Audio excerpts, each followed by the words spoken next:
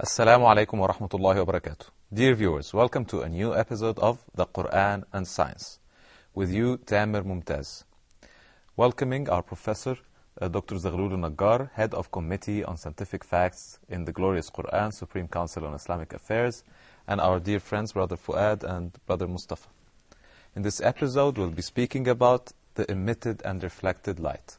But before we go on with this, we'll first hear a recitation of the ayah number 5 from Surah Yunus, the verse that deals with our topic.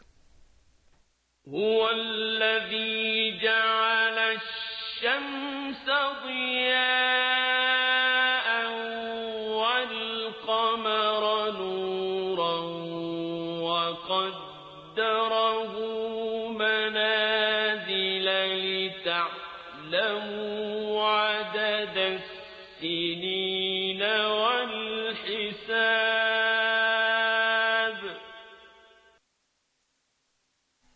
It is He who made the sun a radiating body with light, and the moon reflected light, and established stages for it, that you may know the number of years and the reckoning of time. Professor Zaghloul, the emitted and reflected light. You told us that in English there's only the word light. Yes. How is this different from what we find in Qur'an? In the name of Allah, our Creator, the Creator of the universe and of everything that's in it, I greet you all and your audience in our Islamic way. Assalamu alaikum wa rahmatullahi wa barakatuh. Wa alaikum assalam. May Allah's peace, blessings and mercy be with you all. One of the testimonies for the scientific precision of the glorious Qur'an is the distinction between reflected light and transmitted light. This distinction was not known to man until probably the 19th century, beginning 20th century, and up till now not many people can distinguish between a reflected light and an emitted light. Who found that out? The study of light goes back to the days of Al-Hasan ibn al-Haytham, probably in the 12th century. And he could distinguish because he is one of the founders of the science of optics. And this goes back to that date, but of course, before that, many people could not distinguish between emitted light and transmitted light and reflected light. So only recently we came to realize that the energy coming from stars, like the sun, are the product of a very complicated process called nuclear fusion. And nuclear fusion means that the atoms of light elements, like hydrogen, fuse together by the will of Allah subhanahu wa ta'ala. He creates certain cyclones within the nebulae, and the pressure of these cyclones are so immense that it can compel the nuclei of hydrogen atoms to fuse together. And as they fuse together, they produce the nuclei of heavier elements. Hydrogen leads to helium. Helium leads to lithium. Lithium leads to beryllium, and so on, by the process called nuclear fusion. That process needs a huge amount of energy. Yes, yes. Because you see, to produce an atom of helium, you have to use 4 atoms of hydrogen. Yes. The total mass of 4 atoms of hydrogen is more than the mass of an atom of helium. Yes. And the difference in mass comes out as radiated energy, electromagnetic waves. So the process of nuclear fusion was only realized very recently, and this has led to the theory of the synthesis of elements. And all elements we know of are synthesized, are created, are produced in the hearts of stars by this process of nuclear fusion. Lighter nuclei fuse together to produce heavier nuclei, and heavier nuclei produced together to produce much heavier nuclei, and so on. So all elements come out to one element? All elements stem from hydrogen. Okay. And this is again a direction to the unity of the Creator. Yes. They call this the origination of elements. The origination of elements. All elements are created from hydrogen. And of course, this points out to the unity of the Creator subhanahu wa ta'ala. Yes. The hydrogen atom itself is composed of a proton carrying a positive electric charge, and an electron carrying an equal negative charge, so that it can give the atom a neutral status. So duality is in the atom, but the fact that all elements are created from hydrogen points to the unity of the Creator subhanahu wa ta'ala. So the process of nuclear fusion can produce electromagnetic waves, and electromagnetic waves contain different wavelengths. Starts by gamma rays, then X-rays, then ultraviolet rays, then visible light and rays, and then infrared rays and radio waves. And all these, each of these waves or rays has got its own wavelength. And because most of these wavelengths are invisible, and even the ones that are called visible light cannot be seen clearly except in the lower atmosphere of the Earth, where these different wavelengths are reflected several times on gas molecules, on water vapor, on small solid particles in the lower atmosphere, and that's why they produce this beautiful white color of the day, or white light of the day. Of course, if we look into the upper atmosphere, once you are above 200 kilometers above sea level, you'll see the sun as a blue spot in a dark sky, absolutely dark sky. And that's why the multiple reflection of the sun rays in the lower atmosphere to give us the beautiful white light of the day is a great mercy from Allah subhanahu wa ta'ala. And Allah is showing us this glory of Allah subhanahu wa ta'ala, this bounty of Allah subhanahu wa ta'ala in many Quranic verses. Similarly, at night, the sun rays are reflected from the surface of the moon. The moon has got a glassy layer that was created by the impact of meteorites on the moon. So the impact is so hard that it can melt, cause rocks to melt. And as they melt, they form glass.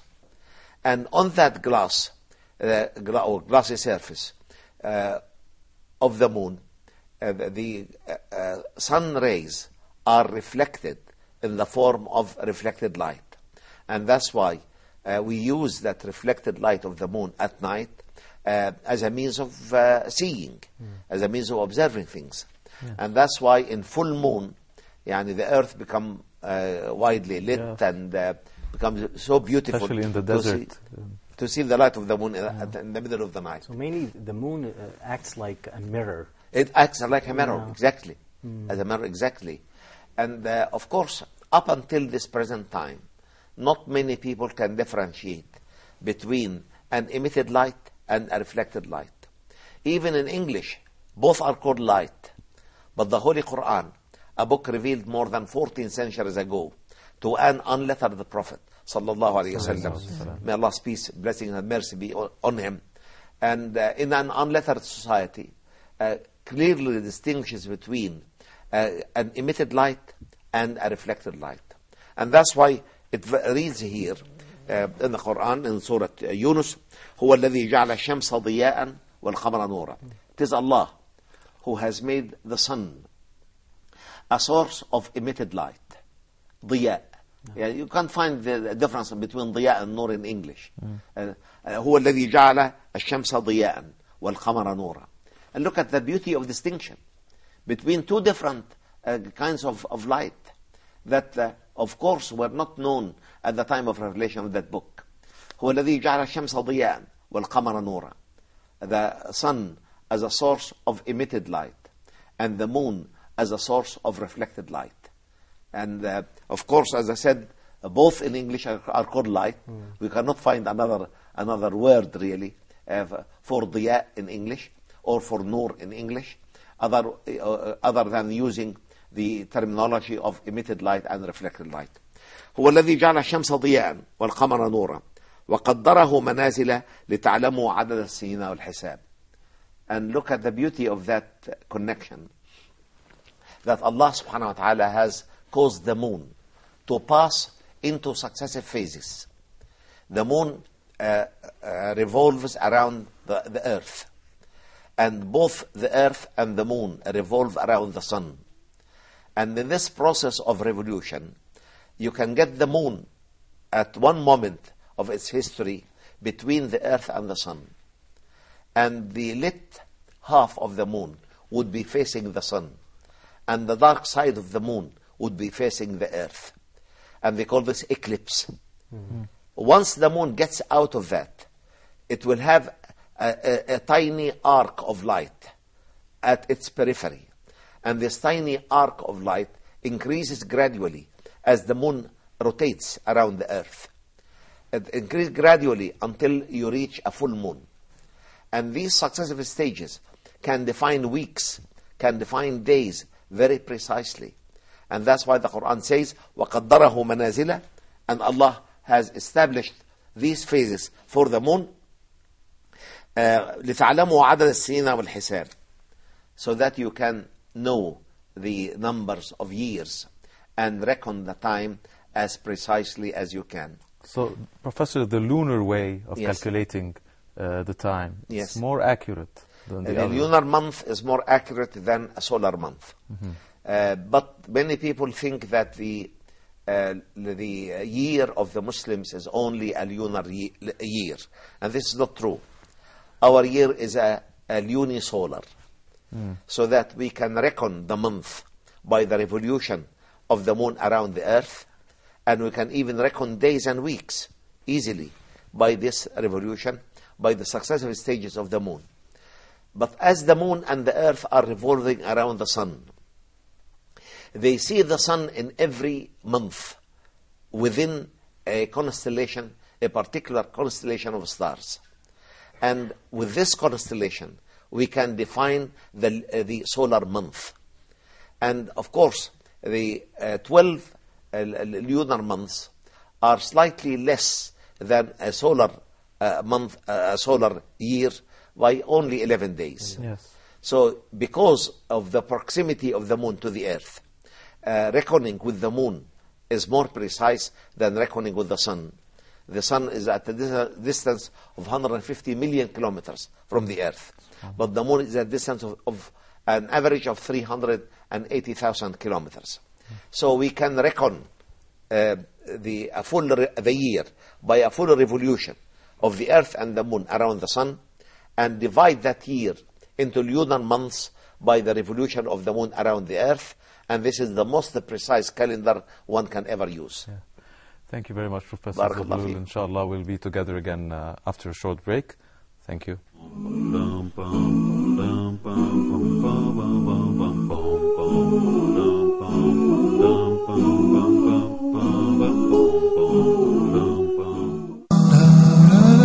Closing the Gap. Why closing the gap? In this program, Sheikh Yusuf Estes and Omar Dunlap are going to discuss how to bridge the gap between peoples of different cultures and orientations, the gap between males and females, Muslims and non-Muslims, the East and the West. Human beings feel like that they're being slighted one way or the other. The gap between the youth and the elders, the gap between various status in working, the work field, and education, and then trying to provide solutions for these particular problems.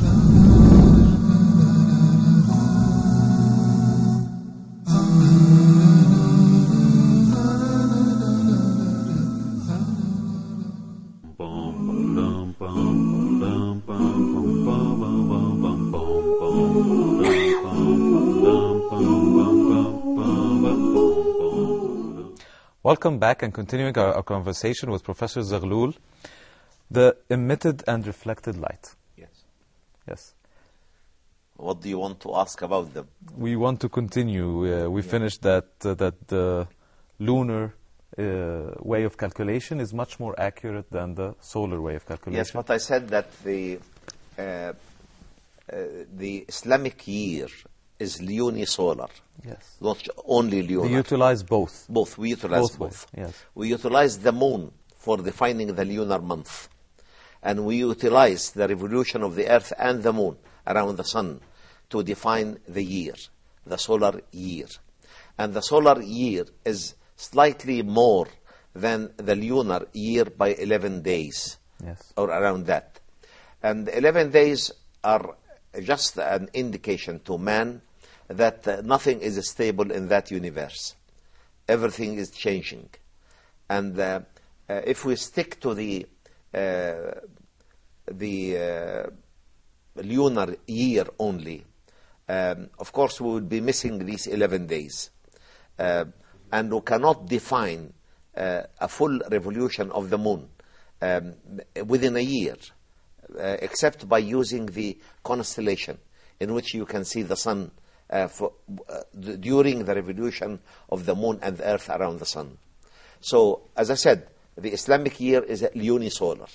It's not just the lunar, it is lunisolar. But how do we utilize the sun? Because we always find that when we come to an Islamic month, for example, Ramadan or whatever, yes. we are following the moon, and Yes. we're calculating it according to the moon only. Yes. So where does the sun come? The sun comes in for defining the year. The year, not For the month. defining the year, not the month. Yes. How does that happen? Because once the earth completes a full revolution around the sun, this is a full year. Okay. A full solar year. Okay. And how can I divide this solar year? I divide it by the revolution of the moon around the earth. Okay. So our month is lunar. Yes. And our year is lunisolar. Okay. But the year is made up of 12 months. 12 months, yes. Right. So that means the moon revolves around the earth 12 times each year. Indeed. The year, the earth takes one revolution around the sun. Yes. Does this happen precisely when the moon revolutes around the earth 12 times? At the same moment, the earth completes a revolution? Indeed. Precisely. Indeed. This is The only difference is 11 days. The only difference is 11 days. And this is for a wisdom. You see, the wisdom is that the month of Ramadan will not fall all the time through a particular climate. Once it comes in winter, once it comes in spring, once it comes in autumn, once it comes in summer, so that you can taste the sufferings of every climate, Yes. you see, And or the the pilgrimage betterment of every also. climate. The pilgrimage also. And pilgrimage, yes. Pilgrimage. All the acts of worshipping, actually, Yes. can change with time. But if you fixed in January, for example, or in March, for example, you will have exactly the same climate. And we can prepare for it. It will be fixed. Yes. We can prepare before. It's an indication to the continuous change to which everything is subjected to. And only Allah is eternal, without change. But everything in His creation changes with time. Concerning the light now, so sometimes the moon would be closer to the sun. Is it true? And the light would differ, or because I can't remember seeing a brighter night than when the moon is present. The intensity of light The density, from the moon. yes. The Yes. density of light changes Yes. as the moon, or because of the structure of the moon, the light remains that. Not because of the structure of the moon. Before I answer this question, you raised a beautiful point just a few moments ago. You said the number of months in the year have always been 12. And this is a very important point. Because it's mentioned in the Holy Quran إن عدة الشهور عند الله 12 شهرا في كتاب الله يوم خلق السماوات والأرض. So the Quran is emphasizing the fact that the number of months in a year has always been 12 from the moment of creation until the end of this universe. And this was due to the counting the amount of revolution of the moon in one revolution of the earth. No, not for that. What I mean is that this fixation of the number of months in the year, although, as I mentioned in another episode, the number of the days at the very early creation of the earth was much greater than the number of days today. To come down from 2,200 days in a year to 365 point something days in a year now, this means the slowing down of the revolution of the earth around its own axis. But due to this slowing down, does it change the amount of days? No, it doesn't change. But what I mean is that although the rate of revolution of the earth around its own axis is changing, yet the speed of revolution of the earth around the sun is fixed. Okay. No, You see, subhanallah.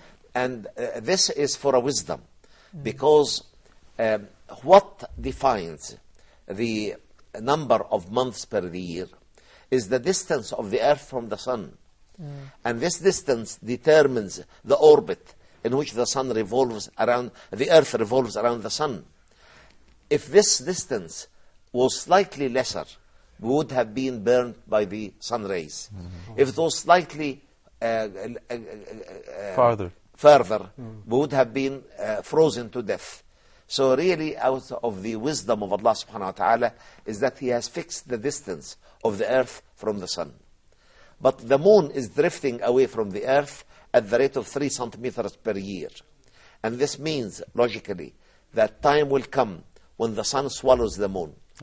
And the Quran says in one of its established verses, وَجُمِعَ الشَّمْسُ وَالْقَمَرُ, as a sign of akhirah. وَجُمِعَ الشَّمْسُ وَالْقَمَرُ. So the moon is moving towards the sun.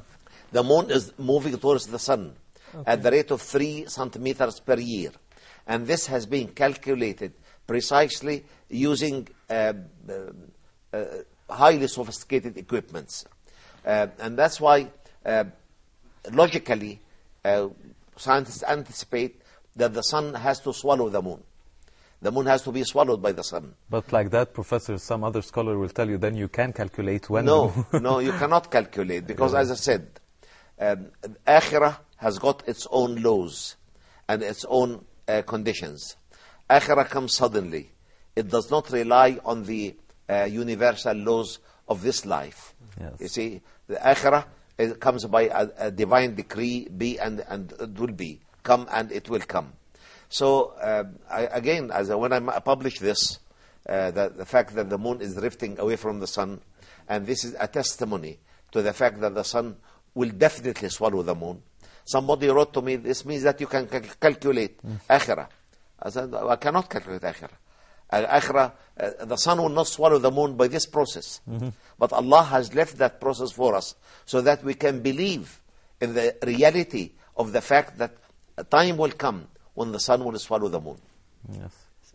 There's another verse I just remembered right now in Surah Ahl-Kahf, the people of the cave. Yes. When Allah subhanahu wa ta'ala said that they stayed inside the cave 300 years and they have increased 9. Yes.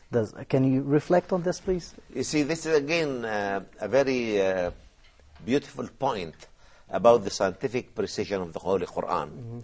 And a point that can testify to what I have just said now, that the Muslim year is lunisolar. It's not just only lunar. Because 300 solar years equal exactly 309 lunar years.